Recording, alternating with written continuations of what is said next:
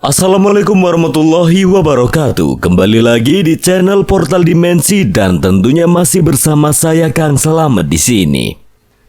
Kali ini Kang Selamet akan menceritakan sebuah kisah yang berjudul Petualangan di Gunung Kerinci. Elegi di Atap Sumatera. Cerita ini ditulis oleh Dika, dan sebelum kita masuk ke ceritanya, buat kalian yang belum subscribe channel ini, tekan tombol subscribe-nya terlebih dahulu dan tekan tombol notifikasinya agar kalian tidak ketinggalan cerita terbaru dari Portal Dimensi. Nggak usah berlama-lama lagi, langsung saja kita masuk ceritanya. Petualangan di Gunung Kerinci.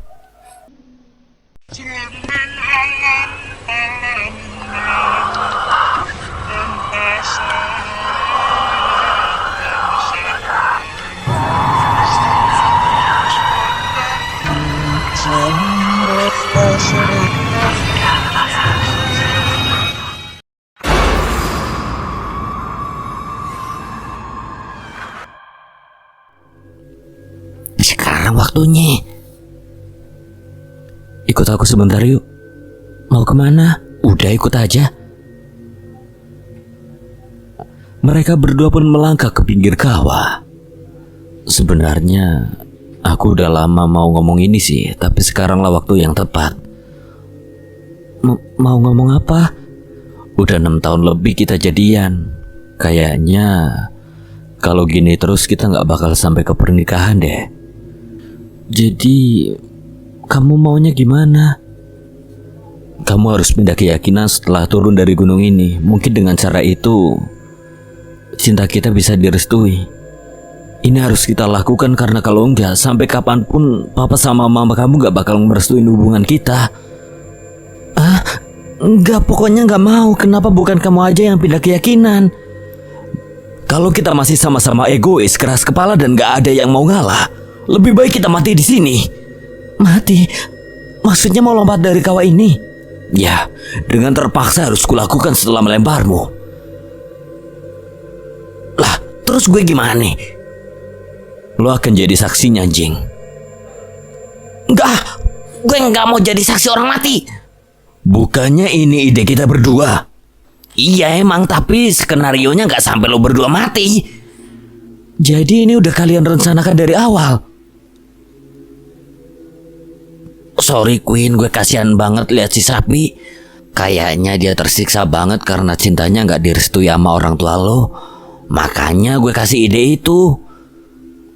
Lo udah gila ya? Jadi lo yang nyuruh cowok gue buat maksa pindah keyakinan di puncak ini? Lah kok lo nampar gue sih? Asal lo tahu ya, hal ini gak bakal terjadi kalau bukan atas keinginan cowok lo. Jadi sekarang pilih mana? Mau mati atau pindah keyakinan? Kok kamu bisa sekasar ini sih? Akhirnya Awan pun bergerak seolah menjadi saksi bisu atas kejadian ini. Quinta yang berada dalam tekanan akhirnya menuruti permintaan kekasihnya untuk pindah keyakinan. Quinta yang sudah mengusap air matanya pun siap menjalani peribadatan orang yang berpindah keyakinan pada umumnya. Wih, mantap, ini baru namanya cinta. Ya udah, kita turun yuk. Ketika mereka bertiga menuruni puncak, tiba-tiba kabut tebal menutup jalur. Konsentrasi Quinta mulai hilang tanpa disangka. Ia tersandung batu dan jatuh berguling ke bawah. Pelipisnya berdarah akibat membentur batu. Quinta pun pingsan seketika. Anjar panik, Saprian pun tampak kalut. Ia tidak bisa menyadarkan kekasihnya. Akhirnya Saprian memutuskan menggendong Quinta hingga ke silter 3. Kenapa, Sap? Tanya Nisa yang sedang memasak nasi di depan tenda. Ia terkejut melihat Quinta digendong. Jatuh waktu turun, jadinya gini deh. Dasar cowok gak bisa jagain ceweknya sendiri, jadinya gini deh. Bawa masuk ke tenda sana. Ya udah, kita tunggu Quinta sampai sadar baru melanjutkan perjalanannya. Anjing, ngapain lo di situ? Lagi latihan simulasi buat boker.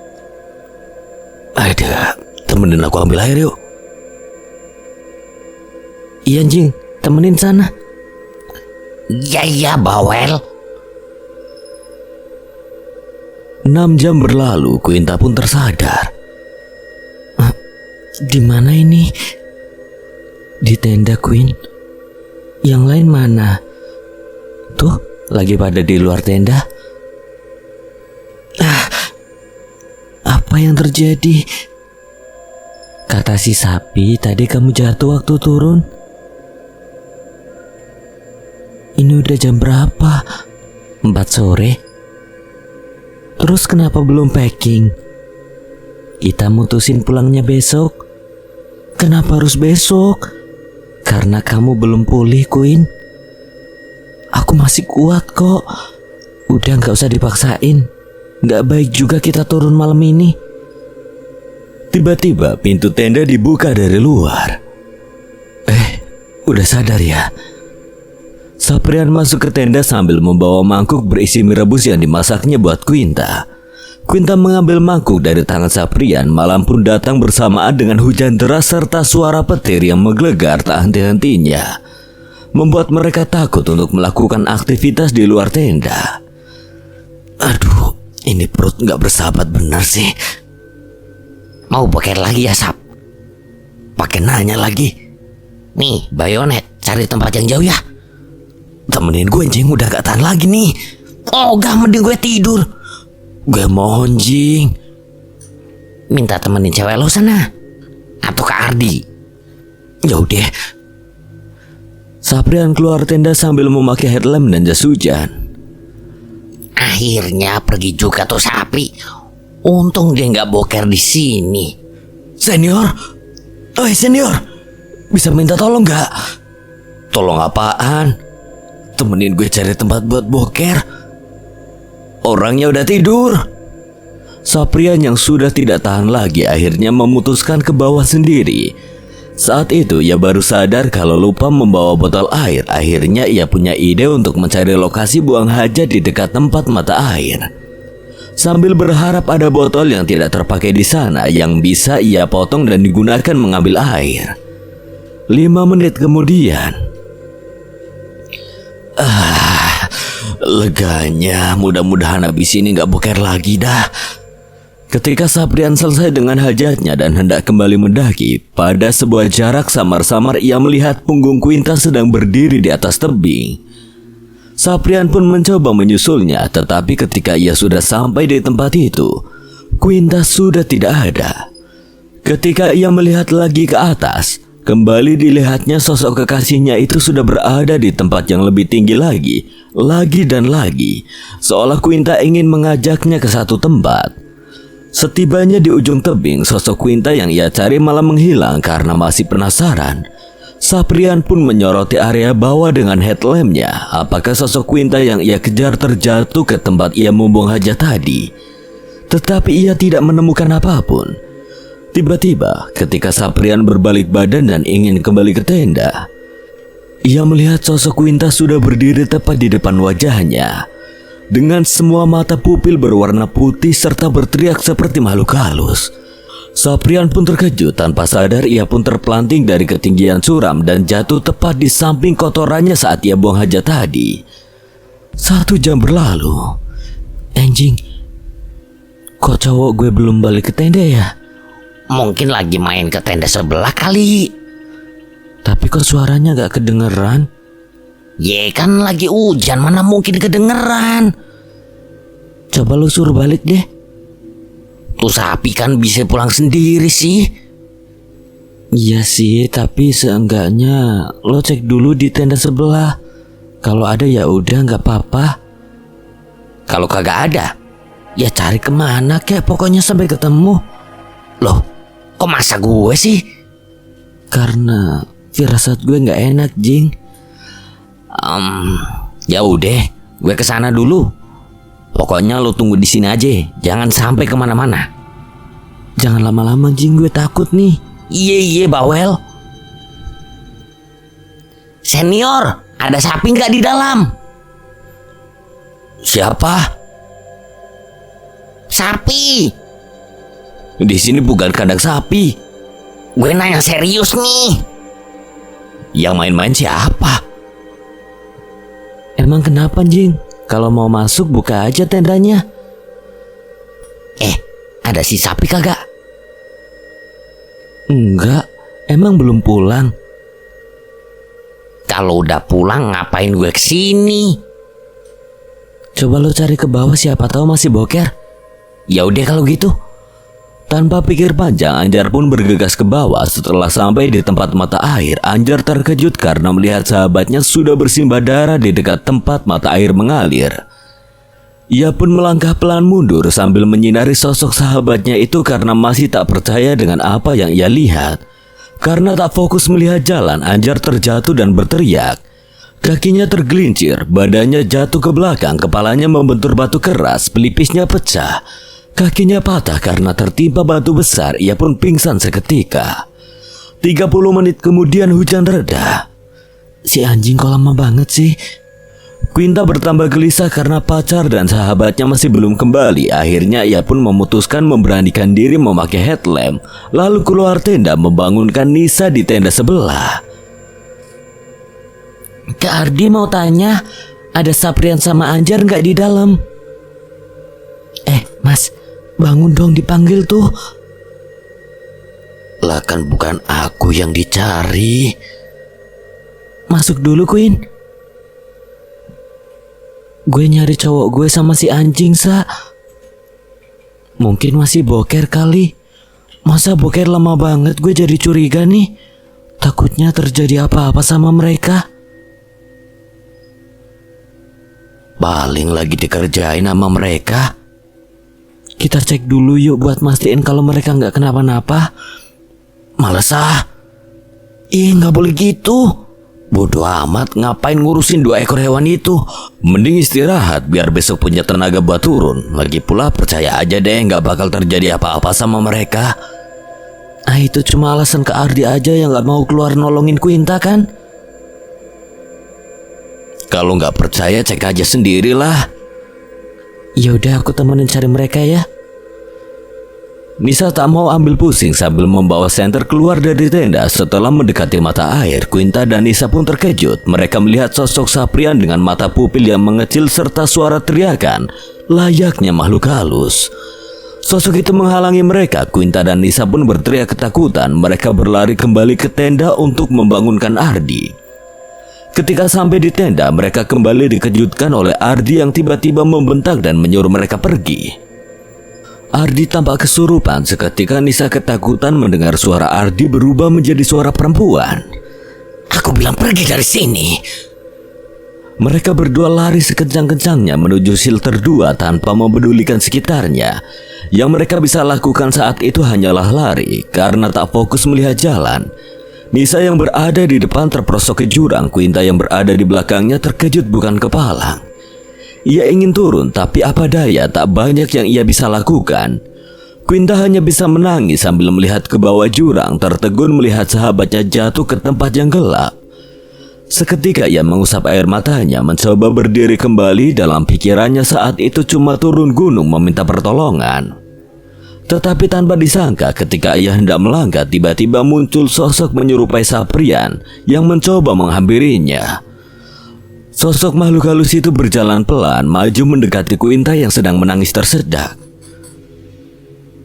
Makhluk yang menyerupai kekasihnya itu terkekeh dan berteriak keras di depan wajah Quinta, membuat Quinta semakin takut. Ia kebingungan entah mau lari kemana lagi. Yang bisa ia lakukan saat itu hanya mundur perlahan sambil menangis. Quinta semakin terpojok. Tiba-tiba ia tersentak ketika didorong keras oleh makhluk yang menyerupai kekasihnya itu. Tanpa diduga ada patahan ranting kayu yang menancap ke tenggorokannya dari belakang. Ternyata ranting itu merupakan ranting yang tak sengaja ia patahkan kemarin sore sewaktu mendaki ke shelter 3. Quinta pun tewas dalam sekejap.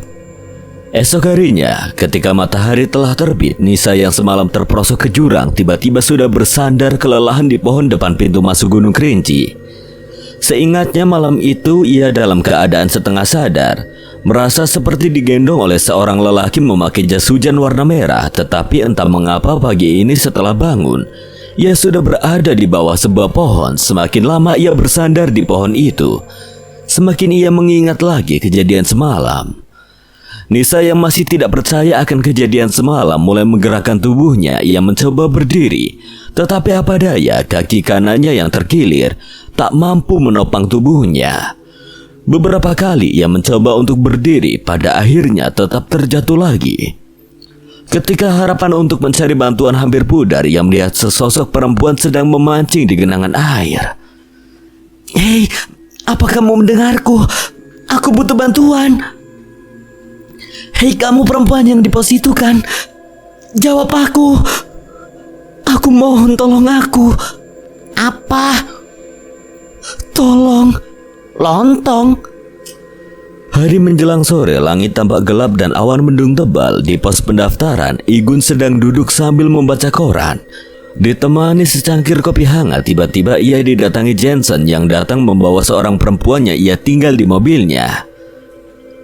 Ada tamu. Ada tuan rumah. Bagus juga tuh topi rimbanya. Beli di mana? Bukan, ini topi koboi. Oh gitu. Kalau abang nyebutnya itu topi rimba. Bukan, ini topi koboi. Iya, kamu bener itu topi koboi. Oh ya, ada apa kesini? Bukan, ini topi koboi. Abang gak tanya itu. 5 menit berselang, Jensen pun menceritakan kejadian pagi tadi pada Igun. Terus cewek itu ada di mana? Itu di mobil. Bawa dia masuk ke pos, suruh dia duduk di bangku ini. Tak lama kemudian ia sudah kembali ke pos sambil menggendong seorang perempuan yang tidak bisa berjalan. Jensen mendudukkan perempuan di bangku depan meja Igun. "Tolong aku, Bang. Kakiku patah dan teman-temanku yang lain masih di dalam hutan." Sabar. Kita urus dulu satu-satu. Apa nggak sebaiknya kita bawa dia ke rumah sakit terdekat dulu, Bang? Kalau bisa disembuhkan di sini, buat apa dibawa ke rumah sakit? Tapi kakinya kan patah, bukan luka ringan. Justru itu jangan dulu dibawa ke rumah sakit. Igun memegang kaki Nisa. Igun memang sedikit banyak paham soal ortopedi. Nisa mengeram kesakitan. Ini bukan patah kaki. Engsel kakinya saja yang terlepas dari posisi awal. Jadi bisa nggak disembuhin? Ya bisa, tapi ini pasti sakit. Gak apa-apa, Bang, asalkan aku sembuh. Oke, baiklah. Sekarang kamu gigit bajumu dan pegang tangan Jensen kuat-kuat ya. Tak lama kemudian Nisa berteriak kencang saat struktur tulang kakinya diperbaiki Igun. Setengah jam berlalu, teriakan Nisa pun mereda. Igun yang baru saja menyembuhkan kaki Nisa menyodorkan teh hangat dan handuk kecil basah untuknya. Diminum dulu, dan ini gunakan untuk membersihkan wajah yang kotor. Terima kasih banyak, Bang. Kamu perempuan yang naik sama Ardi kan? Iya, tapi Ardi dan yang lain masih di atas. Apa yang terjadi pada kalian? Kejadiannya mengalir begitu aja. Tiba-tiba teman kami menghilang satu persatu secara misterius. Lalu Nisa tak kuasa menahan tangisnya ketika mengingat kejadian semalam. Abang gak bisa bantu kalau kamu gak bisa menjelaskan secara detail pada kami berdua. Ardi kesurupan, Bang. Lalu apa yang terjadi dengan mereka bertiga? Saprian dan Anjar menghilang, Bang. Apa yang terjadi dengan Quinta? Gak tahu, Bang, aku terperosok ke jurang. Setelah itu gak tahu lagi nasibnya. Igun menghela nafas panjang. Ia terdiam, keningnya berkerut, wajahnya tampak berkecamuk. Ia terlihat sedang berpikir berat dan cepat. Kamu tunggu di sini, abang mau keluar sebentar. Igun keluar pos pendaftaran. Di tempat lain, Arman yang sedang sibuk di meja kerjanya menerima panggilan masuk di telepon selulernya. Di layar ponsel tampak nama Igun, sahabat lamanya. Dengan senyum sumringah, Arman langsung mengangkat teleponnya. Assalamualaikum. Apa kabar, Gun? Buruk. Maksudnya? Intinya kamu harus berangkat ke sini secepatnya dengan membawa orang tua mereka. Orang tua siapa? Siapa lagi? Apa yang terjadi dengan mereka? Mereka menghilang ketika turun dari Gunung Kerinci. Kamu yakin? Iya, kabar ini kudapat dari orang yang bertemu mereka di puncak. Baiklah kalau gitu, aku akan cari nomor kontak orang tua mereka bertiga dari data akademik mahasiswa. Aku juga akan langsung menghadap dekan untuk menceritakan kejadian ini, lalu minta cuti selama seminggu. Oke, malam nanti akan ada orangku yang kusuruh menjemput kamu di bandara. Sampai ketemu besok. Jadi sekarang kita harus bagaimana, Bang? Kalau begini gak ada cara lain, sudah waktunya mengumpulkan mereka. Mereka siapa, Bang? Tiba-tiba secara kebetulan terdengar suara motor trail merapat ke pos pendaftaran. Si pengendara tampak buru-buru melepas helm. Kebetulan kamu datang di waktu yang tepat. Tadi aku dapat laporan dari warga ada pendaki yang hilang hari ini. Makanya aku kesini. Pasti berita ini tersebar oleh Catigi. Gak penting siapa yang menyebarkan berita ini. Yang penting kita harus kumpul dan bergerak. Jadi Bang Igun akan turun langsung dalam pencarian ini? Iya, makanya kita akan bentuk tim. Untuk melakukan pencarian kali ini setidaknya membutuhkan 4 orang pendaki berpengalaman dan yang terbaiklah yang akan dipilih. Pertama, kita membutuhkan orang yang punya keahlian memprediksi cuaca untuk mengantisipasi cuaca ekstrim. Siapa tuh Bang? Nancy, bukannya dulu kamu suka diajak mendiang ayahmu bersama timnya masuk hutan saat cuaca yang sama dengan di Gunung Kerinci? Abang yakin kemampuanmu memprediksi cuaca nggak diragukan lagi. Abang mempercayakan posisi ini padamu. Siap. Terus siapa lagi selanjutnya Bang?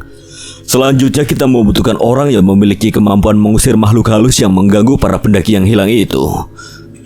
Zata. Iya Zata. Ku dengar dulu ia pernah menyadarkan warga desa Sungai Penuh yang kesurupan.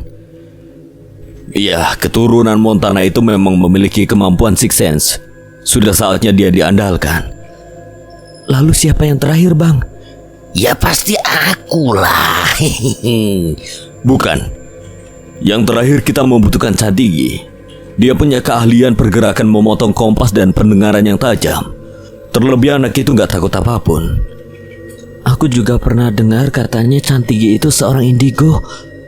Apa itu? Itu loh, seseorang yang punya kemampuan di atas orang normal. Abang rasa dia orang yang paling tepat untuk diajak dalam pencarian kali ini. Jadi aku nggak diajak Bang? Ada 2 tugas khusus yang abang berikan padamu. Pertama, beritahu Jensen adikmu untuk menjemput sahabatku Arman dan orang tua pendaki yang hilang itu.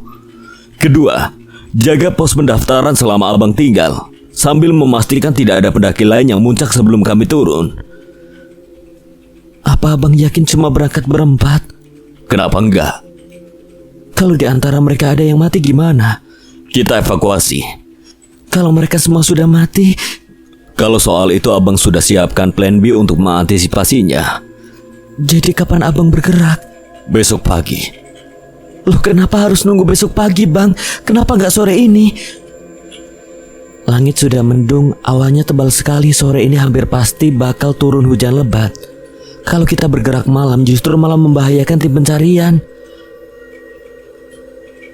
Baiklah, Nancy, sore ini juga kamu temui Zata dan Santigi. Beritahu mereka tentang rencana kita. Dan besok harus sudah kumpul di pos pendaftaran pukul 7 pagi.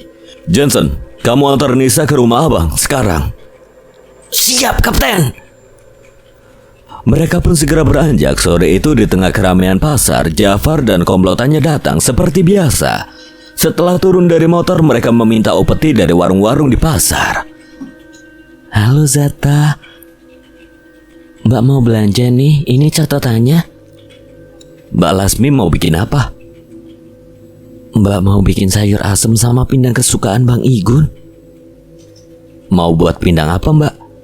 Pindang ikan tapa. Nih, ikannya udah beli. Hei bocah, mana jatahmu hari ini? Halo Bang Jafar. Semangat sekali hari ini. Banyak basa-basi. Mana jatahku hari ini? Kalau enggak aku pecahkan kepalamu. Iya, sabar, udah disiapin kok Bang. Sini. Oh ya, mulai besok setoran keamanan naik 2 kali lipat. Ngerti? Ini berlaku untuk semuanya. Apa itu nggak berlebihan? Bukannya masih untung kamu masih dikasih uang sama orang-orang di pasar ini? Diam kamu. Sekali lagi kamu bicara, ku tampar kau. Coba tampar kalau berani. Bajingan. Jafar mengayunkan tangannya ke arah Lasmi. Lasmi berteriak sambil menundukkan tubuhnya. Tapi seketika itu pula, tangan Jafar ditangkap tangan Zata. Hei, kalau berani jangan sama perempuan. Lepaskan tanganmu atau gua ajar kau. Orang lembut bukan berarti penakut ya. Bajingan. Jafar yang tak terima atas ucapan tersebut langsung melayangkan tinjunya ke wajah Zata. Komplotan Jafar terkejut melihat kepala Jafar dihentakkan Zata ke bawah, sehingga bagian depan warung Zata roboh. Majulah. Kabur. Mereka lari pontang-panting ketika melihat bosnya pingsan bersimbah darah. Terima kasih. Lasmi masih terkejut melihat Jafar dikalahkan Zata dengan satu hentakan. Orang-orang di pasar yang melihat kejadian itu juga sontak menepuki aksi heroik Zata. Zata menang. Kenapa tiba-tiba di sini? Ada hal penting yang harus kusampaikan. Ada istri kapten rupanya. Oh iya Zata, jadi orang ini mau diapain? Nanti biar aku bawa ke rumah sakit, Mbak. Ngapain dibawa ke rumah sakit, buang-buang uang, Zat? Lebih baik serahin aja ke pihak berwajib. Ya enggak lah, kasihan. Biar aku yang nanggung biaya pengobatannya. Hitung-hitung amal. Keren, Zat. Kamu yang hajar nih orang, kamu juga yang nanggung biaya berobatnya. Berani berbuat harus berani bertanggung jawab. Oh iya, ini uangnya. Mbak pulang dulu ya. Iya Mbak, salam untuk Berry ya. Zata, kamu tahu nggak kabar hari ini? Ada pendaki hilang di Kerinci. Iya tahu. Terus kenapa? Besok pagi ditunggu Bang Igun di pos pendaftaran buat nyelamatin mereka. Baiklah, biar sekalian bisa ngingetin mereka soal kewajiban yang belum dipenuhi. Apa itu? Waktu mereka belanja di sini. Kenapa? Mereka lupa bayar. Ya ampun, ternyata hal sepele. Justru karena hal sepele itulah sesuatu yang besar bisa terjadi. Iya. Oh iya, malam ini siapin aja perlengkapan buat hiking sama rescue ya. Karena alat-alat sama pendakian yang hilang itu masih tertinggal di shelter 3. Soal P3K biar aku yang bawa. Ya udah, aku mau cari Cantigi dulu. Soalnya tuh anak diajak Bang Igun juga buat pencarian besok. Buang-buang waktu nyari Cantigi. Kenapa? Pasti dia tahu apa yang harus dia lakukan. Hari semakin sore dan hujan pun turun dengan derasnya. Keesokan harinya Igun sudah mengenakan baju dan celana lapangan berwarna coklat muda, ditemani Jensen dengan piyama andalannya yang juga menunggu di pos pendaftaran sejak pukul 6 pagi. Ada dua hal penting yang Igun tunggu pagi ini. Pertama, menunggu kedatangan timnya yang dibentuk kemarin. Kedua, menunggu Arman beserta orang tua pendaki yang hilang. Igun mulai cemas kalau hari ini tidak sesuai dengan rencananya. Di mana mereka? Sudah hampir 1 jam nunggu tapi nggak datang juga. Coba telepon lagi Bang, siapa tahu kali ini HP mereka sudah aktif. Percuma, sepertinya mereka sengaja melakukan ini. Oh iya, coba kamu telepon Jensen, siapa tahu dia udah dekat. Tadi Jensen udah SMS Bang, katanya sebentar lagi sampai. Kalau Arman dan 2 orang tua pendaki itu sudah sampai ke sini duluan, mau nggak mau abang akan berangkat sendiri lebih dulu.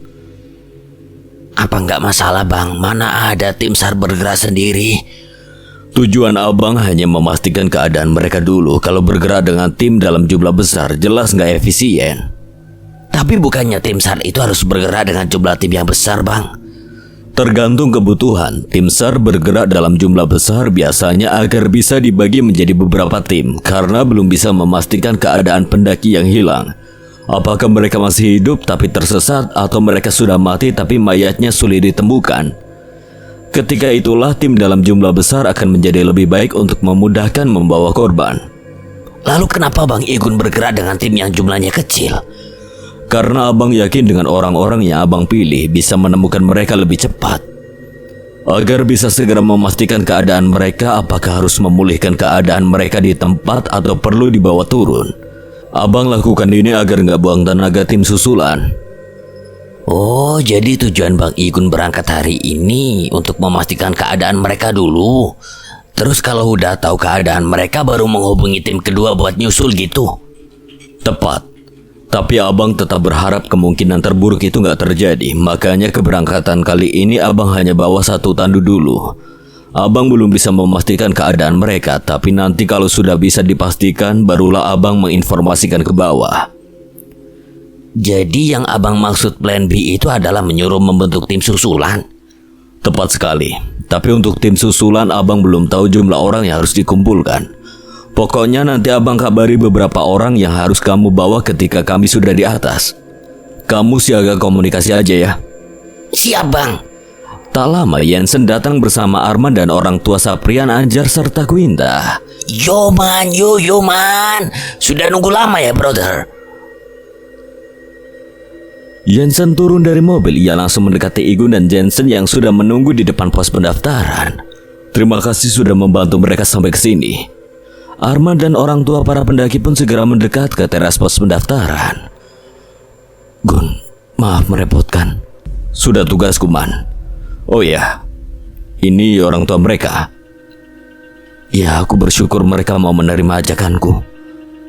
Jadi bagaimana keadaan anak kami? Kami masih harus memastikan keadaan mereka hari ini. Ibu dan yang lainnya bisa istirahat dulu. Nanti Jensen yang akan mengantarkan ke penginapan terdekat. Aku gak mau istirahat soalnya udah bawa semua peralatan mendaki untuk mencari mereka. Oke, kamu ikut aku dulu. Nanti aku jelaskan di jalan. Nah, setidaknya tolong ceritakan dulu bagaimana ini bisa terjadi. Nanti temanku Jensen bisa menjelaskan pada bapak dan ibu di mobil. Iya bu, nanti ku jelaskan semuanya di mobil. Mari pak, mari bu, kita naik ke mobil. Mereka akhirnya berangkat sedangkan Igun dan Arman membawa motor menuju pintu masuk Gunung Kerinci. Igun sedikit lega karena salah satu yang ditunggunya sudah datang. Gun, bisa kamu jelaskan sekarang? Intinya kemungkinan mereka semua selamat sangatlah kecil. Kenapa bisa terjadi pada mereka? Kalau aku sudah tahu buat apa aku ke atas? Jadi apa yang kamu tahu? Yang aku tahu satu persatu mereka menghilang. Hanya ada satu orang yang selamat, namanya Nisa, pacar Ardi. Jadi Ardi juga hilang di atas? Kita lanjutkan pembicaraan ini nanti. Kenapa harus nanti? Kenapa nggak sekarang? Apa yang diceritakan Nisa?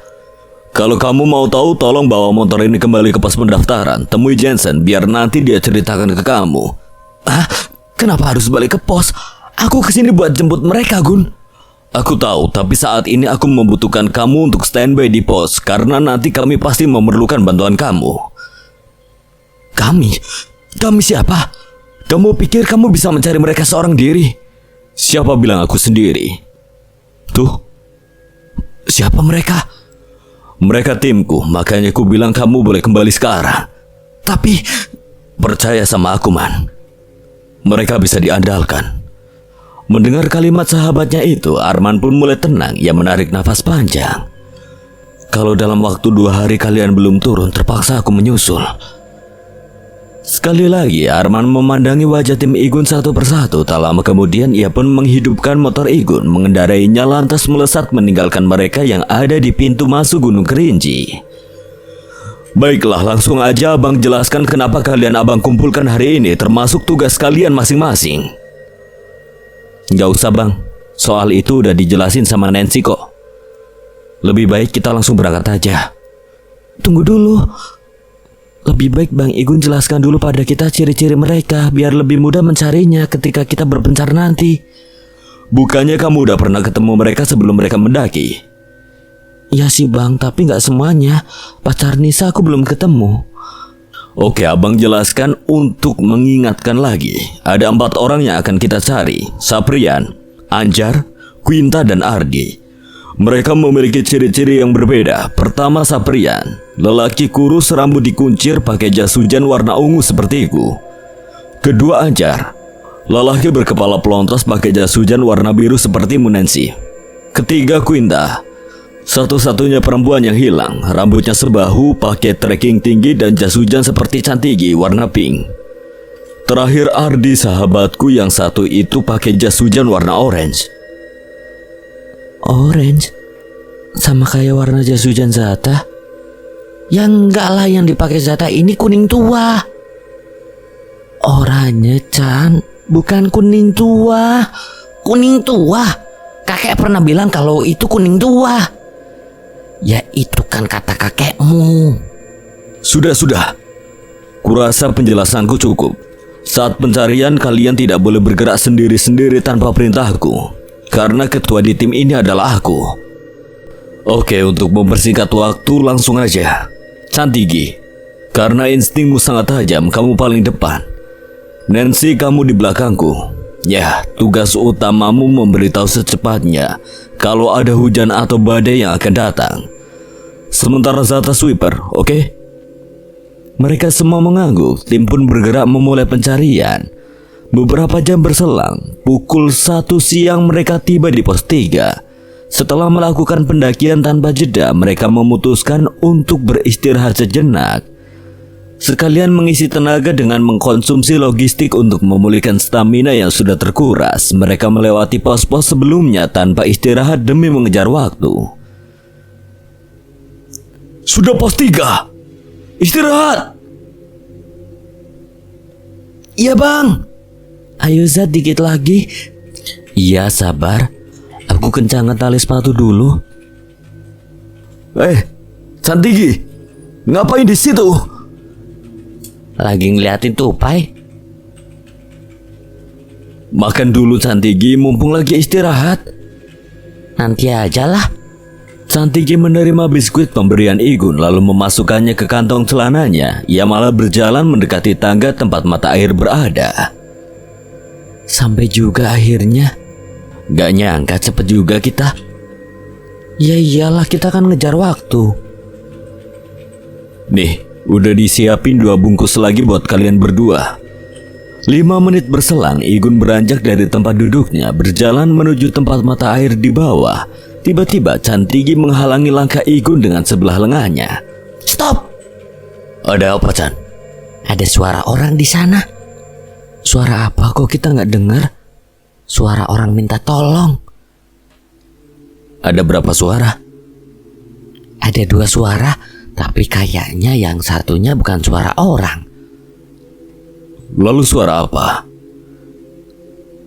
Kayak suara harimau. Serius? Kalau gitu kita harus bergerak ke atas secepatnya. Tunggu sebentar, aku pastiin dulu. Lalu apa yang harus kita lakukan? Jangan berisik. Pokoknya kita tunggu harimau itu sampai kembali ke tempatnya. Bisik Santigi pada Zata sambil membalikan topeng Shinigaminya dari samping ke belakang kepala. Terus buat apa kamu balikin topeng ke belakang kepala? Buat antisipasi kalau ada harimau di atas pohon yang mau nerkam. Kamu mau turun ke sana?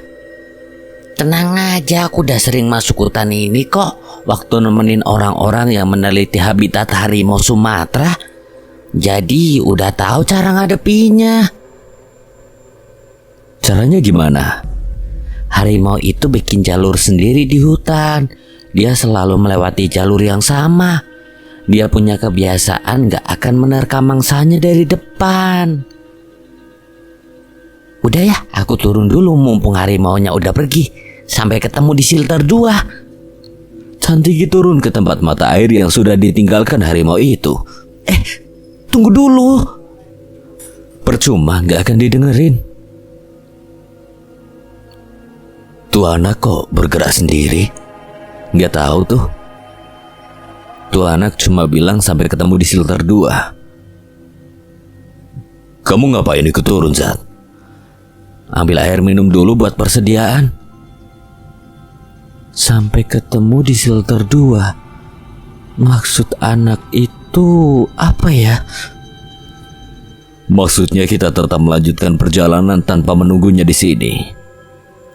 Bang Igun yakin tuh anak bakal baik-baik aja? Tenang aja, abang gak akan ngajak dia kalau gak berani melepasnya. Tak lama kemudian, ketika Igun dan Nancy hendak kembali ke pos 3, terdengar gema suara menakutkan dari kejauhan. Bang, dengar gak? Itu berarti Santigi dan Zata dalam bahaya. Tenang aja. Tuh anak udah tahu gimana cara menjaga jarak dengan hewan itu. Pokoknya setelah Zata selesai mengambil air, kita tetap melanjutkan perjalanan ke atas sesuai usulannya, lalu nunggu di shelter 2. Di sisi lain, Santigi berlari kencang meninggalkan Zata yang sedang mengambil air tanpa rasa takut sedikit pun. Ia memasuki hutan dengan pengalaman yang dimilikinya. Anak itu tahu harus menghindari jalur yang selalu dipakai harimau. Menurut Santigi, cara mengatasi kemungkinan terburuk dengan tidak memperdulikan bila ada harimau yang mengejar dari belakang. terus lari tanpa menoleh sedikit pun ke belakang. Harimau bukanlah hewan tercepat, tapi ia mampu memangsa hewan lain yang lebih cepat darinya karena fokus terhadap mangsanya. Ketika dikejar harimau, haruslah fokus ke jalan yang dilalui, jangan sampai terjatuh. Lari dan terus lari ke tempat yang ada airnya karena kecepatan harimau akan sangat berkurang di air, sekalipun ia bisa berenang. Santigi terus berlari mencari suara seseorang yang meminta tolong sampai akhirnya ia tiba di satu tempat. Dilihatnya seseorang sedang bersandar di bawah sebuah pohon. Mbak siapa? Orang yang akan menyelamatkan kamu. Suara harimau terdengar lagi dari kejauhan. Suara itu. Tenang aja, harimaunya jauh dari sini kok. Itu cuma suara pantulannya aja, karena kita dalam hutan. 2 jam berlalu, tim Zata, Nancy, dan Igun tiba di shelter 2. Mereka memutuskan istirahat sambil menunggu Santigi. Tuh anak mana ya? Udah jam 3 kok nggak nongol-nongol? Abang nggak tahu udah berapa kali anak itu kesini, tapi abang yakin dengan keahlian anak itu memotong kompas. Terlebih anak itu sudah mengenal hutan ini. Kita kesini kan bawa 2 hati, kebetulan hati satunya ada di Santigi. Coba hubungi dulu kalau nyambung, pasti tuh anak dekat dari sini. Oke. Santigi, monitor. Santigi, posisi lagi di mana? Ganti. Santigi, monitor. Santigi, posisi lagi di mana? Tak lama kemudian tiba-tiba ada suara masuk. Santigi di sini, posisi di sayap kanan, ganti. Aku serius, Chan. Keadaanmu gimana? Keadaan padat merayap. Kami udah di lokasi. Kapal segera mendarat. Berapa lama lagi? Lagi turunin jangkar. Jangkarnya turun di mana? Di depan kalian. Dari tempat mata air shelter 2, tiba-tiba Santigi muncul di hadapan mereka bertiga sambil menuntun Ardi di belakangnya. Igun! Ardi! Igun langsung berdiri dan memeluk Ardi. Ia sangat senang melihat sahabatnya itu selamat. Kalian mau makan ya? Iya Chan, jatah kalian berdua udah disiapin kok. Gak usah, aku udah makan biskuit tadi. Cukuplah buat ganjel perut sampai ntar malam. Makanannya kasihin buat teman Bang Igun aja tuh. Oh ya Gun, aku mau nanya, kamu lihat calon istriku nggak? Cewek berambut keriting pakai jas hujan warna hijau. Nisa maksudnya. Tenang aja, dia udah selamat dan menunggu kamu di bawah. Ardi pun menceritakan apa yang telah menimpa mereka sejauh yang ia ingat. Tak lama kemudian, temannya Bang Igun makan dulu Ki. Iya, terima kasih. Habis ini kita terus melanjutkan perjalanan untuk mencari yang lain. Ya udah, aku sama Santigi duluan ke atas untuk memastikan. Nanti Nancy, Bang Igun, dan Bang Ardi nyusul aja. Kabari lewat HT ketika udah di lokasi ya. Iya. Zata dan Santigi pun meninggalkan mereka bertiga lantas memulai mendaki. Anak itu siapa sih Gun? Kok aneh gitu kelihatannya? Namanya Santigi, tingkahnya memang gak normal. Aku packing dulu ya, baru kita nyusul mereka. Setengah jam berselang ketika sudah hampir tiba di shelter 3, tiba-tiba hati Nancy berbunyi. Roger, ayo tebak aku di mana? Ya mana aku tahu. Aku sekarang lagi di depan mayat seseorang yang tersangkut di pohon, ganti. Hah? Ciri-cirinya gimana? Perempuan pakai jas hujan merah muda. Merah muda? Pink maksudnya? Bukan pink tapi merah muda. Oke, merah muda. Sepertinya itu jasad Quinta. Aku gak nyangka hal ini bisa terjadi padanya. Jadi kamu benar-benar gak ingat apapun dengan kejadian kemarin? Yang aku ingat terakhir cuma lagi istirahat di tenda. Tahu-tahu paginya udah bangun di tengah hutan. Untung anak yang namanya Santigi itu datang menolong.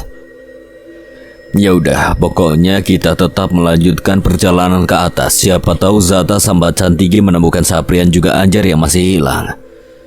Di lain pihak, Zata dan Cantigi sedang berada di depan jenazah Quinta. Chan, kamu duluan aja ke atas. Jenazah ini biar aku yang urus. Oke. Cantigi bergerak ke atas menuju Silter 3. Pukul 5 sore, Igun, Nancy, dan Ardi pun tiba di Silter 3. Sepertinya itu tendanya. Iya benar. Itu tendanya tim Saprian dan di sebelahnya tendaku, Gun. Ya udah, kita langsung masuk ke tenda sebelum turun hujan. Turun hujan? Cuaca kan masih cerah, Mbak. Iya benar, cuaca masih cerah sekarang, tapi sebentar lagi bakal turun hujan. Soalnya tadi aku lihat burung-burung terbang lebih rendah dari biasanya. Awan di langit mulai berdekatan. Kalau awan itu sampai bertabrakan, otomatis akan menghasilkan air yang turun langsung ke bumi. Boleh juga pengetahuan Mbaknya. Kalau nggak punya keahlian khusus, mereka nggak akan kuajak dalam pencarian ini. Igun mendekati tenda Saprian ketika pintu tenda dibuka. Astaga, ini pasti jenazah Quinta yang sudah dibungkus mereka. Lalu di mana mereka? Pasti mereka sedang mencari sisanya. Nancy, coba cek di mana Zata dan Cantigi. Baik, Bang. Cantigi monitor, di mana kalian? Di sumber mata air pegunungan, ganti. Di sana sama Zata ya? Iya, tapi dia langsung mengurus mayat, ganti. Hah? Mayat lagi? Jas hujannya warna apa? Hijau terong. Hijau terong? Ungu maksudnya? Bukan ungu tapi hijau terong, Bang. Ganti. Oke, bawa ke tenda sekarang juga ya, ganti. Gak mau. Kenapa lagi, Chan? Aku males bawa mayatnya. Ya kan Zata yang bawa mayatnya. Terus yang bawa satunya lagi siapa? Satu lagi. Soalnya ada satu lagi pakai jas hujan warna hijau langit. Kenapa nggak bilang dari tadi? Ya udah, biar abang kesana buat bawa yang satu lagi. Over. Sedikit kesal, Igun pun langsung menutup hati. Ia bergegas ke tempat mata air Silter 3. Zata mencoba mengangkat batu besar yang menimpa kaki Anjar. Masih hidup kagak tuh orang? Kayaknya sih iya, soalnya masih bernapas. Sini biar aku bangunkan nih orang. Caranya? Lihat saja. Cantigi mengambil botol minum yang ada di ranselnya dan menuangkannya ke wajah Anjar. Suara embusan napas Anjar tidak stabil ketika disadarkan Cantigi. Di mana gue sekarang? Kenapa kalian ada di sini? Apa yang terjadi? Tak lama Igun pun tiba di tempat mereka. Ia langsung mendekati Anjar. Syukurlah ternyata kamu masih hidup. Ia pun menyuruh Zata mengangkat kantong mayat berisi jenazah Saprian, sementara ia sendiri membantu mengangkat tubuh Anjar yang sudah tidak bisa berdiri lagi, lalu menggendongnya. Sore itu, Igun dan Zata membawa Anjar serta kantong mayat berisi jenazah Saprian untuk kemudian menaruhnya di tenda bersama jenazah Quinta. Malam menjelang, hujan deras turun seolah menggambarkan tangisan mereka yang sudah pergi untuk selamanya. Igun dan timnya akhirnya memutuskan untuk bermalam di sana, berteduh di tenda Ardi. Dalam guyuran hujan malam itu, mereka tak sempat mendirikan tenda yang mereka bawa, tapi mereka sempat membuka bivak sekedar tempat untuk memasak. Semua terpaku mendengarkan cerita Ardi mengenai peristiwa yang dialaminya, sementara Igun sibuk memasang pen kayu ke kaki Anjar. Untungnya Igun mengantisipasi dengan membawa perlengkapan medis. Ketika Ardi sedang fokus bercerita, secara mengejutkan ia kembali kerasukan. Pergi, kau bilang pergi atau kalian akan mati. Ardi berteriak sambil menari-nari. Nancy berteriak histeris karena melihat Ardi kesurupan. Ia berlari keluar tenda. Igun sempat panik. Anjar pun hanya bisa diam melihat kejadian itu. Hanya Zata yang dengan cepat mengambil inisiatif. Chan, cepat keluar tenda, kejar Nancy. Oke. Zat, kamu bisa atasi ini. Tentu. Mati. Mati, kalian semua akan mati. Zata memukul wajah Ardi. Seketika Ardi pingsan, ia pun langsung membisikkan ayat-ayat suci ke telinga Ardi. Kemudian memegang kepalanya seolah mencabut sesuatu yang tidak kasat mata. Zata mencoba mengusir makhluk yang merasuk ke tubuh Ardi. Sesaat setelah kejadian, hujan pun reda. Chantigi yang sudah menangkap Nancy langsung membawanya ke bivak dan membuat teh untuk menenangkannya. Gimana? Sudah baik kan? Iya Chan, makasih. Tiba-tiba Igun tampak keluar dari tenda. Gimana keadaan Ardi, Bang? Udah di atas sih Zata, sekarang udah istirahat. Lebih baik kalian berdua masuk istirahat biar Abang dan Zata yang jaga di luar.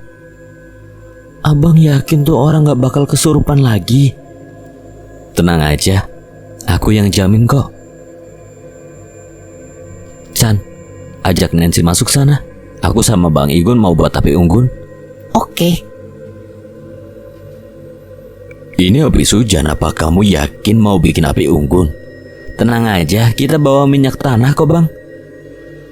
Kamu bawa tandu kan? Bawa Bang. Berarti kita cuma punya 2. Baiklah, Abang mau ke atas dulu buat nelpon Jensen. Kita butuh tambahan 1 tandu lagi buat bawa Anjar. Memangnya masih ada sinyal Bang? Tenang aja, HP Abang kan HP jadul. Ya udah, aku mau cari ranting dulu buat bikin api unggun. Halo Bang, ada apa? Iya Jan, kamu lagi di mana sekarang? Lagi ngobrol di rumah Bang Igun sama Nisa, Bang Arman, dan Mbak Lasmi. Ya udah langsung aja, Abang mau ngerepotin kamu. Malam ini kamu berangkat ke Kerinci sama Arman. Karena ada 3 orang yang harus ditandu untuk turun besok. Jangan lupa bawa 1 tandu lagi ya. Memangnya apa yang terjadi pada mereka Bang? Nanti Abang jelasin sama kalian berdua kalau udah sampai sini. Oh ya, Abang mau ngomong sama istri Abang sebentar. Baik Bang. Iya, halo, ada apa Pak? Berry udah tidur belum? Sudah, barusan dia tidur. Ya sudah. Aku tadi minta tolong Jensen buat nyusul malam ini sama Arman. Kamu tolong siapkan keperluan mereka ya. Dan 1 lagi, titip Nisa. Iya. Laksmi pun mengembalikan telepon pada Jensen. Iya Bang. Jen, kamu sama Arman berangkat malam ini juga ya. Soal peralatan kalau ada yang kurang nanti disiapin sama istri Abang. 1 lagi, bilang ke Jensen besok jemput orang tua Saprian dan yang lainnya. Jangan lupa jemput Nisa juga. Besok sore suruh mereka nunggu di gapura pintu masuk Gunung Kerinci dengan 3 mobil ambulan. Bisa dimengerti? Ngerti Bang, tapi nyari mobil ambulan 1 aja di sini kan susah, apalagi 3. Kamu kan bisa menghubungi beberapa rumah sakit di Padang. Pokoknya Abang taunya ada 3 mobil ambulan ketika turun. Paham? Paham Bang, paham. Bagus, sampai ketemu besok pagi. Igun pun turun dari punggungan bukit di atas tenda, tetapi ia terkejut melihat Anjar sedang duduk terdiam menatap api unggun yang sudah menyala. Tatapan Anjar benar-benar kosong melihat itu. Igun pun menegurnya. Kenapa kamu keluar? Di dalam kan lebih baik. Bang Igun, nggak Bang, gue cuma belum bisa tidur aja. Kopinya diminum dulu. Iya Bang, makasih. Nanti kalau kamu sudah ngantuk, tidurnya sama kita aja. Abang sama Zata tidur di tenda yang akan dipasang Zata. Kalau Zata udah menyelesaikan ibadahnya. Kenapa kamu menatap Zata seperti itu? Orang yang pakai baju anggota Tipanas itu orang yang aku hina tukang sayur dan minim pengalaman di gunung Bang. Ingat gak, Abang pernah cerita soal pendaki bernama Rizal Montana sehari sebelum kalian mendaki Kerinci. Ingat. Orang yang sedang kamu lihat itu anak kandungnya, namanya Zata. Zata Montana, anggota Tipanas kantor pusat yang lagi pulang kampung, menjenguk ibunya yang sakit. Mungkin saat kamu menghinanya sebagai tukang sayur, ia sedang menggantikan ibunya menjaga warung. Mendengar itu, Anjar serba tidak enak hati. Ia merasa bersalah karena telah menghina orang yang tidak pantas dihina. Sebenarnya ia sangat malu atas apa yang sudah terjadi. Seseorang yang ia hina sebagai tukang sayur ternyata orang yang menyelamatkan dirinya dari musibah ini. Orang yang awalnya ia pandang sebelah mata ternyata orang yang syarat pengalaman. Bukan hanya di gunung, melainkan pengalaman menyelamatkan orang dalam setiap tugas di panas. Sumpah gue gak nyangka ini bisa terjadi. Yang penting kamu selamat. Gue minta maaf bang atas ucapan gue waktu itu. Gak minta maaf juga udah dimaafin kok. Oh ya Zat, abang mau kasih tahu, Nisa korban pertama yang selamat dari insiden ini sempat cerita waktu dia jatuh ke jurang, dia diselamatkan oleh seorang pendaki laki-laki memakai jas hujan warna merah. Terus? Katanya dalam keadaan setengah sadar, pendaki itu menggendongnya dan meletakkan tubuhnya di bawah pohon, depan pintu masuk Gunung Kerinci. Lalu, apa pendaki itu sempat bicara sama Nisa? Ya, sebelum pergi pendaki itu bilang, kalau nanti bertemu dengan keluargaku sampaikan pesan ini. Tolong ikhlaskan aku. Setelah itu pendaki itu kembali masuk ke hutan. Apa Nisa melihat wajah orang itu? Ya, dan kamu tahu. Katanya wajah orang yang menyelamatkannya itu mirip sekali dengan lelaki yang ada di dinding foto rumahku. Laki-laki yang sedang berfoto dengan ayahku di puncak Kerinci. Yang gak lain adalah ayahmu. Mendengar itu mata Zata pun terpejam. Tanpa sadar air matanya mengalir membasahi pipinya. Meresapi rasa rindu yang mendalam akan pesan orang yang sangat ia nantikan kehadirannya. Sesaat ia pun kehilangan kata-kata. Sebenarnya aku gak percaya bang, kalau arwah orang mati bisa menjumpai orang yang masih hidup. Bisa saja itu makhluk halus yang menyerupai ayahku. Menurutku juga begitu Zat, tapi percaya atau enggak kamu harus menerima kenyataan kalau sebenarnya ayahmu sudah gak bisa ditemukan lagi. Sekalipun dalam bentuk jasad, saranku batalkan saja niatmu mencarinya sampai ketemu. Karena itu hanya membuang waktu. Zarta pun semakin terdiam menyimak setiap kalimat yang dilontarkan Igun seperti bom atom yang meluluh lantahkan hatinya. Mau tak mau ia harus menerima kenyataan serta mengikhlaskan ayahnya yang sudah tidak bisa ditemukan lagi. Igun pun tertegun melihat Zata merasapi pedihnya rindu yang mendalam. Saat itu Zata ingin berteriak sekuat-kuatnya melampiaskan amarah dengan cara protes terhadap Tuhan. Tetapi ia tahu karakter seperti itu bukan dirinya. Sejenak ia mengusap air matanya yang mengalir. Sepertinya kita harus banyak mengikhlaskan hidup di dunia ini. Abang yakin kamu pasti bisa menerima ini. Setelah turun nanti pulanglah dan ceritakan kejadian ini pada ibumu. Iya bang, itulah yang harus kulakukan. Karena mau gak mau ibu juga harus tahu akan hal ini. Lalu Nisa bilang apa bang? Pada lelaki yang katanya mirip ayah bang Zarta itu. Kata Nisa, jangankan berbicara pada laki-laki itu, bahkan mengucapkan kata terima kasih pun tidak terpikirkan, karena tubuhnya masih sangat lelah. Paginya tahu-tahu ia melihat Cantigi ada di depannya sedang memancing di genangan air. Saat itulah ia meminta tolong pada Cantigi. Gak lama kemudian Cantigi melihat mobil Jensen lewat. Cantigi pun turun untuk meminta bantuan padanya. Terus gak lama kemudian Cantigi memberitahu orang-orang di pasar. Kabar itu pun menyebar dengan cepat. Ya benar, kamu tahu. Sebenarnya Nisa merasakan firasat yang aneh mengenai perjalanannya ini setelah bertemu Cantigi. Katanya perempuan yang beruntung. Saat itu Nisa masih bingung, tapi ia sadar setelah dilamar Ardi di puncak Kerinci bahwa apa yang dikatakan Cantigi itu benar. Nisa merasa perempuannya beruntung ketika menjadi perempuan yang dilamar di puncak gunung dengan cincin tunangan. Gue juga baru pertama kali dengar ada perempuan dilamar di puncak gunung dengan cincin tunangan bang. Dan kamu pasti tahu apa yang dikatakan Cantigi ketika bertemu kalian. Anak itu memberi pesan hati-hati pada kami di pintu masuk Gunung Kerinci bang. Saat itu kami pikir itu hanya pesan biasa. Tapi ternyata itu pesan yang diberikan khusus buat kami bertiga. Ya aku tahu, tadi sore waktu di Silter 3 Cantigi bilang. Katanya insiden ini terjadi karena Saprian memaksa Quinta pindah keyakinan. Lalu Quinta yang dalam tekanan akhirnya menuruti permintaan Saprian. Dari mana Cantigi tahu hal itu? Cantigi bisa tahu waktu nyentuh jenazah Saprian. Dia cerita mereka berdua mati karena dibunuh penunggu di sini yang menyerupai wujud mereka.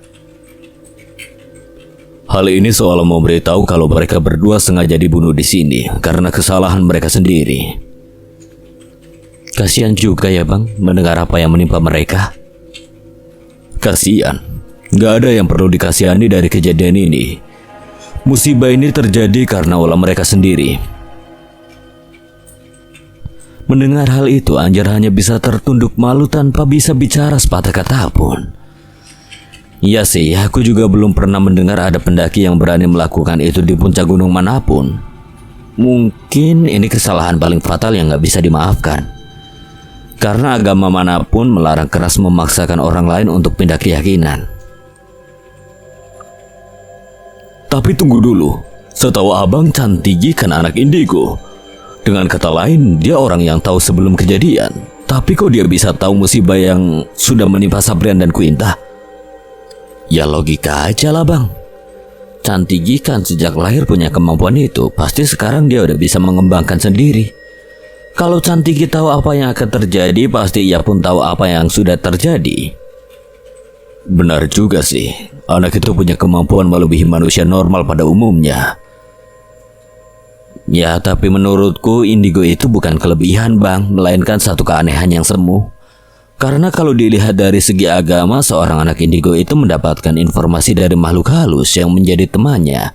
Dan informasi itu nggak semuanya benar. Jadi menurut kamu seorang anak indigo pun belum tentu bisa membaca masa depannya sendiri? Ya, sebagai bukti 5 tahun lalu, Cantigi nggak tahu kan kalau ia dan kedua orang tuanya akan mengalami kecelakaan waktu mereka berada dalam satu mobil yang dikendarai ayahnya Jensen dan Jensen.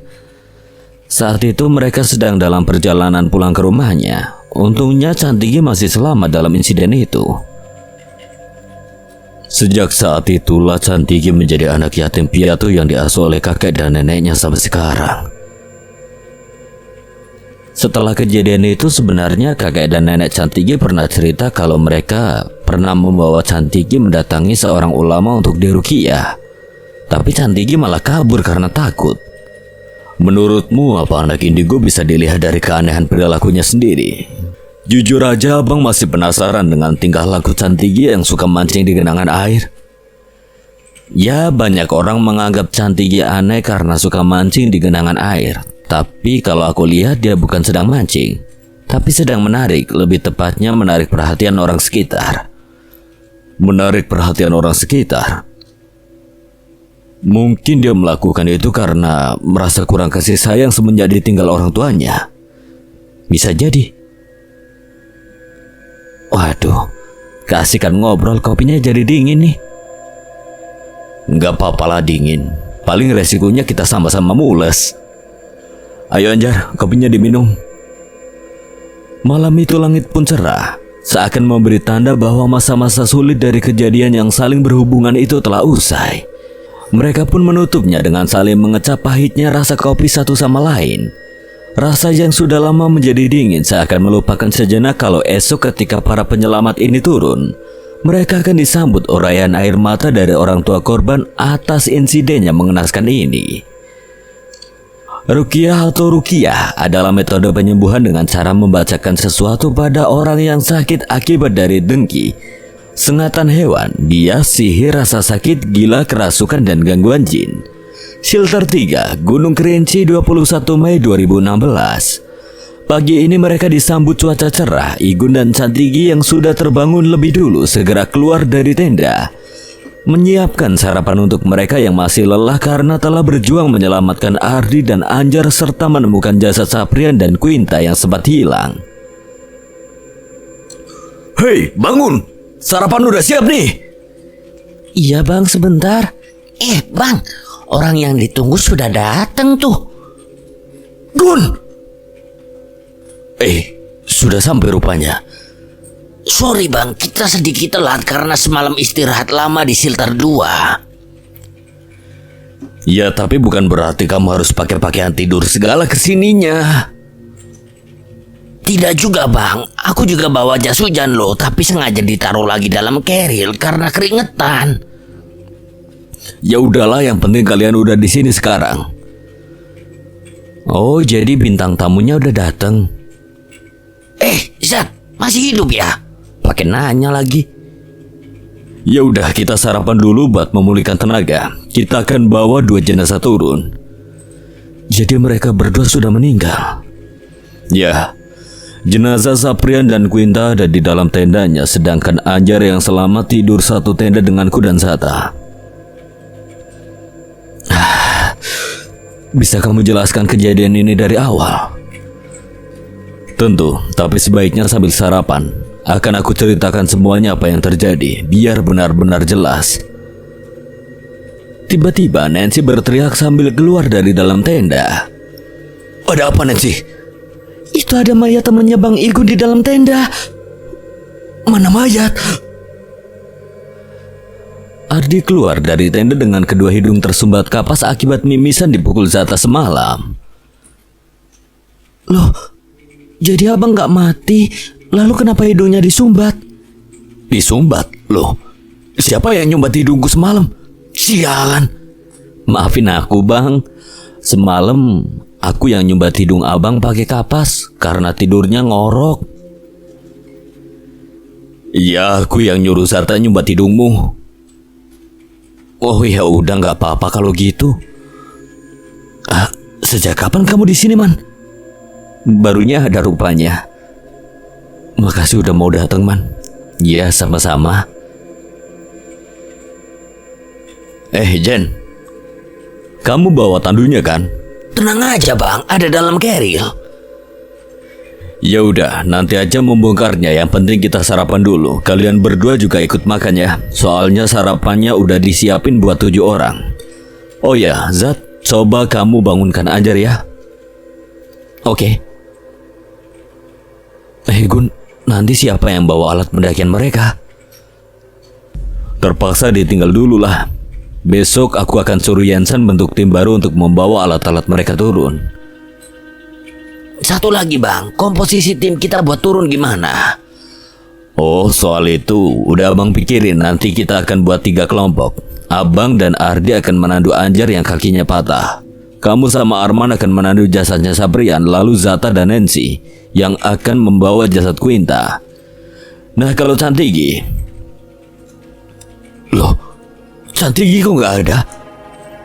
Tadi ku lihat tuh anak udah turun duluan, Bang. Turun? Harusnya dia sarapan dulu lah. Bang Igun nggak tahu aja tadi berapa banyak dia masukin logistik ke dalam kerilnya. Cantik gitu cewek kecil yang potongan rambutnya kayak cowok itu kan? Ya udah, kita turun tanpa leader pun nggak masalah. Yang penting sarapan dulu. Zata yang baru selesai mengemasi alat-alat pendakiannya melihat jam di tangannya sudah menunjukkan pukul 11. Igun menyiapkan tandu bersama Jensen. Arman dan Ardi mengeluarkan satu demi satu jenazah dari dalam tenda. Nancy membersihkan peralatan makan di mata air filter 3. Setengah jam kemudian mereka semua berkumpul di satu titik, membentuk lingkaran sambil menundukkan kepala dan berdoa. Dalam hati Zata berkata, "Ya Tuhan, semoga apa yang menimpa mereka tidak terjadi lagi pada pendaki manapun. Amin." Mereka pun turun membawa tandu masing-masing. Singkat cerita, tidak ada lagi kejadian aneh yang menghambat mereka ketika menuruni atap Sumatera itu. Ketika mereka telah sampai di akhir perjalanan di tanjakan dekat Gapura, tampak orang tua Saprian, Anjar dan Quinta sudah menunggu dengan tangis histeris. Tak percaya bahwa hal yang mereka takutkan benar-benar terjadi. Di balik kesedihan itu, terselip rasa haru yang dirasakan Igun ketika melihat Nisa yang langsung berlari memeluk Ardi kekasihnya. Igun pun menceritakan pada mereka tentang semua kejadian ini. Awalnya para orang tua korban tidak percaya dengan cerita Igun yang tidak masuk akal bahwa anak-anaknya meninggal karena diganggu penunggu Gunung Kerinci. Berkali-kali Igun mencoba menjelaskan pada orang tua itu, tetapi mereka tetap tidak percaya. Sampai akhirnya Zata berkata, "Aku juga awalnya nggak percaya kalau ada makhluk halus bisa mengganggu manusia hingga tewas. Sampai terjadi musibah ini. Tetap nggak masuk logika. Tapi kalau sudah atas izin Tuhan, logika apalagi yang harus kita pakai? Mendengar itu, akhirnya orang tua Saprian, Quinta, dan Anjar pun terdiam. Mereka mulai percaya bahwa musibah yang menimpa anak mereka atas izin Yang Maha Kuasa. Orang tua Saprian dan yang lainnya pun pulang dengan perasaan sedih, juga malu atas kejadian ini. Hari itu juga mereka memutuskan bertolak pulang ke Jakarta membawa jenazah anaknya masing-masing. Dengan mobil ambulan yang sudah disiapkan, rombongan Igun pun akhirnya dijemput oleh mobil Jensen. Arman yang tidak sempat mengucapkan kata terima kasih hanya bisa melambaikan tangan pada Igun, Zata, dan Nancy yang pergi dengan mobil Jensen. Setelah itu, Jensen pun menawarkan mengantarkan Arman, Ardi, dan Nisa untuk mencari hotel terdekat menggunakan mobilnya yang terparkir di dekat gapura masuk Gunung Kerinci. Mereka bertiga memutuskan untuk istirahat dulu karena fisik yang belum pulih. 2 hari kemudian, Lasmi yang sedang pergi berbelanja ke pasar melihat warung Bu Anjani dan pembantu setianya, Lastri, sudah buka kembali. Sudah sehat, Bu? Lasmi, alhamdulillah sudah baik kan? Syukurlah kalau sudah sehat, seneng dengarnya. Lasmi mau belanja apa? Seperti biasa cuma belanja dapur. Tunggu ya, Ibu siapin dulu. Oh iya, Zata mana, Bu? Sudah pergi dari pagi, katanya udah lama nggak jogging. Oh gitu, ya udah. Ini uangnya. Makasih ya, Bu. Ya, sama-sama. Lasmi melangkah pergi meninggalkan warung Bu Anjani dan belanja mendekati warung Bu Kumbu untuk membeli nasi uduk. Ketika Lasmi masuk ke warung Bu Kumbu, tanpa sengaja ia bertatapan mata dengan Jafar yang tampak memakai gamis putih. Seketika Jafar memalingkan wajah karena malu bertemu Lasmi. Dengan perban di kepala, Jafar menyodorkan uang pada Bu Kumbu atas nasi uduk yang baru ia makan. Lasmi pun terkejut dan sempat terpaku melihat perubahan pada diri Jafar. Jafar pun berlalu dari warung Bu Kumbu. Dia baru pulang dari masjid? Serius, Bu? Iya, kata orang-orang sih, dari 2 hari lalu dia mulai ikut pengajian. Syukurlah kalau dia udah sadar. Soalnya terakhir ketemu dia masih ngambil upeti di warung Bu Anjani. Yang berantem itu ya? Ya mungkin karena itu dia sadar kali ya. Apapun penyebabnya, yang penting sekarang dia udah jadi orang baik. Mudah-mudahan komplotannya juga berubah ya, Bu. Ibu dengar teman-temannya Jafar udah beralih profesi jadi tukang ojek di pasar. Syukurlah. Oh ya, Lasmi mau belanja apa? Nasi uduk aja, Bu, seperti biasa. 3 ya. Bagaimana keadaan tamu dari Jakarta setelah kejadian kemarin? Hari ini rencananya mau pulang. Suamiku yang ngantar. Oh iya, si Nancy mana, Bu? Gak tahu tuh, sudah pergi dari pagi dia. Mungkin lagi kumpul sama komunitas anak-anak motornya. Saat Lasmi hendak pergi di samping warung Bu Kumbu, ia melihat Cantigi duduk di kursi kecil sedang memancing di genangan air seperti biasa, dengan stik bambu dan ember plastik yang menemaninya. Sesaat Lasmi tersenyum dan bertanya pada Bu Kumbu, kalau yang itu dari kapan dia udah di situ? Sebelum warung dibuka, anak itu sudah di situ. Melihat keunikan tingkah Cantigi yang sudah ia kenal itu, Lasmi pun mencari hiburan dengan mengajaknya bicara, sekalipun ia bakal tahu hasilnya. Halo Chan, ngapain di sini? Cari Nancy ya? Seperti biasa, respon Cantigi tetap bergeming, matanya fokus melihat genangan air di depannya. Nggak tahu ya Nancy di mana. Mendengar itu, Cantigi pun tetap diam dan makin terpaku. Tak berselang lama, Lasmi pun berdiri. Ya udah, kalau nggak tahu Nancy di mana, aku pulang dulu. Tiba-tiba tanpa Lasmi duga, Cantigi menggerakkan lehernya perlahan, terpatah-patah bak sebuah boneka porselen mengarah ke arah Lasmi dan berkata, apa? Nancy di mana? Siapa? Nancy? Apa? Banci? 2 jam kemudian, Arman, Ardi, dan Nisa sedang menunggu kedatangan Igun di lobi hotel untuk mengantar mereka bertiga ke Padang. Tak lama yang ditunggu pun datang. Igun datang seorang diri membawa Jeep Willys kesayangan almarhum ayahnya. Udah pada nunggu ya? Kalem, Gun. Maaf, tadi aku packing barang-barang almarhum Saprian dan teman-temannya yang ditinggal di Silter 3 kemarin. Oh iya, jadi barangnya udah bisa dibawa ya bang? Ya, sekarang barang-barangnya ada di mobil. Nanti diturunkan kalau udah sampai di bandara aja. Oh ya, Man, kamu udah pesan tiket pesawat Padang Jakarta? Nanti aja Gun, kalau udah sampai di bandara. Ya udah kalau gitu kita berangkat aja yuk. Gun, antar kita dulu ya buat ketemu teman-teman kamu yang kemarin nyelamatin kita. Soalnya kita belum ngucapin terima kasih. Sebenarnya aku udah nyoba ngajak mereka ke sini biar ketemu kalian pagi ini.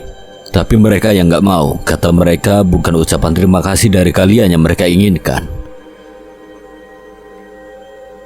Lalu apa? Mereka hanya mengucapkan satu kalimat. Kenanglah kami. Mendengar kalimat itu, Arman, Ardi, dan Nisa sontak terdiam dan tersenyum. Igun membantu membawa keril mereka ke dalam mobilnya. Mereka akhirnya menaiki mobil dengan perasaan senang, bangga dan haru karena sempat mengenal kawan-kawan di sini. Orang-orang yang telah mendedikasikan hidupnya untuk kemanusiaan, kampung halaman terlebih untuk alam. Orang-orang yang tidak goyah walau dihina, orang-orang yang pengalamannya sudah tidak diragukan lagi, tetapi tetap rendah hati. Merekalah orang-orang yang akan selalu bermanfaat bagi sesama. Mobil pun berjalan mengitari desa Sungai Penuh. Igun yang tahu perasaan mereka bertiga yang tidak lega bila tidak bertemu dengan orang-orang yang menyelamatkannya, berinisiatif mendatangi rekan satu timnya itu satu persatu dengan caranya. Di balik tikungan jalan, Igun dan ketiga sahabatnya itu bertemu Zata yang sedang jogging pagi di pinggir jalan. Arman, Ardi, dan Nisa yang melihat Zata berteriak sekencang-kencangnya mengucapkan terima kasih. Zata yang mendengar kalimat itu pun menghentikan langkahnya sejenak, lantas tersenyum sambil melambaikan tangannya. Mobil pun terus melaju. Tak lama berselang, Igun yang sedang menyetir menunjuk dengan tangan kirinya ke arah bangunan ruko 2 tingkat di pinggir jalan. Mereka melihat Jensen dan Jensen sedang main catur di pembatas teras pagar semen lantai 2 ruko itu. Mereka bertiga mengucapkan kata yang sama. Jensen dan Jensen hanya membalas dengan lambaian tangan dari atas ruko. Igun membawa mobil melewati jembatan. Tiba-tiba Ardi yang duduk di belakang Igun meminta Igun menghentikan mobil sebentar. Ardi turun ke jembatan mendatangi seorang perempuan yang sedang memancing di pinggir sungai di bawah jembatan itu. Untuk orang satu ini, Ardi merasa tidak puas bila hanya mengucapkan kata terima kasih dari jauh. Ia ingin bertatapan muka langsung dengan orang yang pertama kali menyelamatkannya itu. Arman dan Nisa pun ikut menyusul Ardi dari belakang. Igun juga turun dari mobil melihat dari atas jembatan. Ia hanya tersenyum melihat Ardi, Arman, dan Nisa. Ia mengulurkan tangan di depan Cantigi tetapi tidak direspon. Mata Cantigi tetap fokus melihat ke arah sungai dan tetap tidak memperdulikan ucapan terima kasih dari mereka bertiga. Ardi, Arman, dan Nisa yang sudah tahu karakter anak itu hanya bisa tersenyum melihat tanpa tersinggung sama sekali. Mereka bertiga pun kembali ke atas jembatan. Setibanya di sana, tiba-tiba ada motor trail mendekati mobil Igun. Siapa lagi kalau bukan Nancy? Seketika Nancy turun dari motor dan langsung memeluk Nisa, lantas bersalaman dengan Ardi dan Arman. Ketika hendak menaiki mobil, Ardi yang melihat ke arah jembatan kembali tersenyum melihat Cantigi bergerak menjauh dari tempat semula. Di dalam hati Ardi sangat yakin Cantigi tahu apa yang dirasakannya, tetapi ia tetap mempertahankan karakternya yang aneh itu. Mobil pun kembali melaju mengantarkan mereka pulang, sambil diiringi suara motor trail Nancy yang ikut mendampingi mobil sampai perbatasan desa Sungai Penuh. Sekian.